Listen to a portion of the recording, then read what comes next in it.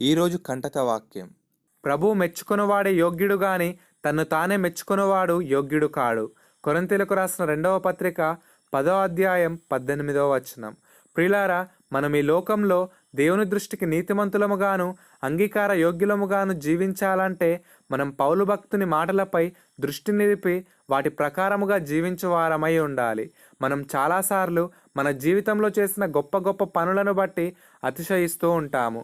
అయితే పౌలు భక్తుడు మాత్రం అలా ఉండకుండా ఈ మాటలను మనకు తెలియజేస్తున్నాడు. ఇదివరకే నేను గెలిచితనని అయినను, ఇదివరకే సంపూర్ణ సిద్ధి పొందితనని అయినను నేను అనుకొనుటలేదు గాని, నేను దేని నిమిత్తము క్రీస్తు యేసు చేత పట్టబడితినో దానిని పట్టుకొనవలనని పరిగెత్తుచున్నాను. సహోదరులారా, నేను ఇదివరకే పట్టుకొని ఉన్నానని తలంచుకొనను. అయితే ఒకటి చేయుచున్నాను, వెనుకున్నవి మరచి ముందున్న వాటి కొరకై వేగిరపడుచు క్రీస్తు యేసునందు దేవుని ఉన్నతమైన పిలుపునకు కలుగు బహుమానమును పొందవలనని గురి యొద్దకే పరిగెత్తుచున్నాను అని. ప్రియులారా, మనం దేవుణ్ణి బట్టి అతిశయించాలి కానీ మన పనులను బట్టి మనం ఎన్నడూ అతిశయించకూడదు. మనలో చాలామంది ప్రతి ఆదివారము ఆరాధనకు వెళ్ళినందుకు గాను, ఉపవాస ప్రార్థనలకు వెళ్ళినందుకు గాను, దశమ భాగం ఇచ్చినందుకు గాను తమలో తాము గొప్పవారని ఎంచుకుంటారు. దేవుని మందిరానికి వెళ్ళడం వలన దేవునికి గొప్ప సేవ చేస్తున్నామనే భావనలో వారుంటారు. దేవుని మందిరానికి వెళ్ళడము, దశమ భాగం ఇవ్వడం వలన మనం దేవుని నుండి గొప్ప ఆశీర్వాదాలను పొందుకుంటాము. దానిని బట్టి మనం ఆనందించువారమై ఉండాలి. కానీ అతిశయించువారముగా కానీ గర్వించువారముగా కానీ మనం ఉండకూడదు. యేసయ్య తగ్గింపు విషయమై మనకు చెప్పిన ఉపమానమును ఒక్కసారి మనం జ్ఞాపకం చేసుకుందాం. ప్రార్థన చేయుటకై 2 మనుషులు దేవాలయమునకు వెళ్ళిరి. వారిలో ఒకడు పరిసయ్యుడు, ఒకడు సుంకరి. పరిసయ్యుడు నిలవబడి, దేవా, నేను చోరులను, అన్యాయస్తులను, వ్యభిచారులను ఇతర మనుషుల వలెనైనను ఈ సుంకరి వలనైనను ఉండనందుకు నీకు కృతజ్ఞతాస్తుతులు చెల్లించుచున్నాను. వారమునకు 2 మార్లు ఉపవాసం చేయుచు నా సంపాదన అంతటిలో 10వ వంతు చెల్లించుచున్నానని తనలో తాను ప్రార్థించుచుండెను. అయితే సుంకరి దూరముగా నిలుచుండి ఆకాశం వైపు కన్నులెత్తుటకైనను ధైర్యము చాలక రొమ్ము కొట్టుకొనుచు, దేవా, పాపినైన నన్ను కరుణించుమని పలికెను. అతని కంటే ఇతడు నీతిమంతుడుగా తీర్చబడి తన ఇంటికి వెళ్ళనని మీతో చెప్పుచున్నాను.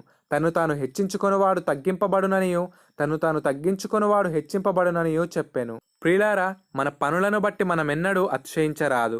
పరిసయ్యుడు అనేక మంచి పనులను చేస్తున్నాననే భావనలో ఉండిపోయి అతడు చేసిన పనులను బట్టి గర్వించి ఇతరులను కించపరిచే తత్వం గలవాడై ఉన్నాడు.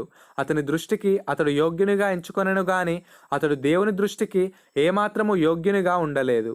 మనలో కూడా పరిసయ్యుని వంటి స్వభావం ఏదైనా ఉందో లేదో అని మనం ప్రతిక్షణం మనలను మనం పరీక్షించుకొని వారమై ఉన్నాము.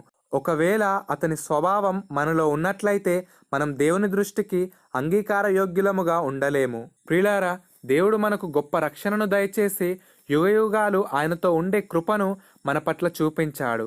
ఇంత గొప్ప ఆశీర్వాదం ఇచ్చిన దేవునికి మన బ్రతుకంతా మనం విధేయులమై ఉండాలి. ఆయన రక్షణను బట్టి మాత్రమే మనం అతిశయించాలి.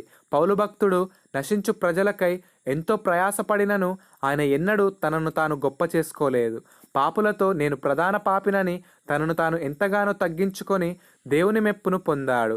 మనం కూడా పౌలు వలె దేవుని దృష్టికి మనలను మనం తగ్గించుకొని జీవించినట్లయితే దేవుడు మనలను కూడా గొప్పగా హెచ్చిస్తాడు.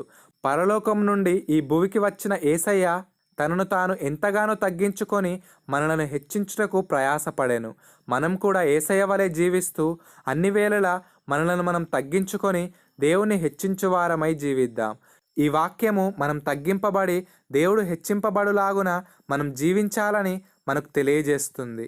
కనుక ఈ రోజంతా ఈ వాక్యాన్ని ధ్యానిస్తూ దేవుని పోలిక గలవారమై జీవిద్దాం. దేవుని ఆత్మ మనలో ఉండి మనలను సంపూర్ణంగా చేయునుగాక. ఆమేన్.